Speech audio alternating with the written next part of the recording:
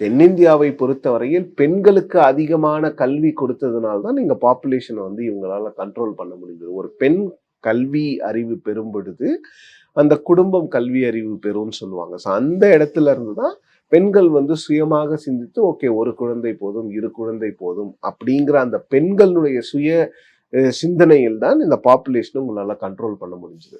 So இப்போ நீங்க வந்து இன்னொரு குழந்தையை அதிகமாக பெற்றுக்கொள்ளுங்கள், 3 குழந்தைகளை பெற்றுக்கொள்ளுங்கள், அதிகமான குழந்தைகளை பெற்றுக்கொள்ளுங்கள் அப்படிங்கிறது வந்து யாருமே ஏற்றுக்கொள்ள முடியாத ஒரு வாதம். அது வந்து நிச்சயமா ஒரு அரசாங்கம் ஒரு சட்டமாகவோ இல்ல அது ஒரு ரூலாகவோ எல்லாம் கொண்டு வருவதற்கான வாய்ப்புகளும் இல்லை. அது எப்படி கொண்டு வரப்பட்டாலும் அது மிகப்பெரிய தோல்வி அடையும். முதலமைச்சர் வந்து தன்னுடைய ஆதங்கத்தை 2-3 இடத்துல சொல்லியிருக்காரு. 16 பெற்ற பெருவாழ்வு வாழ்கன்னு சொன்னாலும் 16 குழந்தைகள் கூட பெற்றுக்கலாமோ? ஏன்னா இன்னைக்கு இருக்கிற பிரச்சனையில அப்படிதான் பாப்புலேஷனை நாம வந்து இன்க்ரீஸ் பண்ண முடியுமோங்கிறது ஒரு ஆதங்கத்தின் வெளிப்பாடு. பட் வந்து ஆதங்கத்தின் வெளிப்பாடாக அது இல்லாமல் 3 குழந்தைகளை பெற்றுக்கொள்பவர்களுக்கு சலுகைகள் கொடுங்கன்னா ஓகே, பெற்றுக்கொள்வதற்கான சலுகைகளை நீங்கள் கொடுக்கலாம்.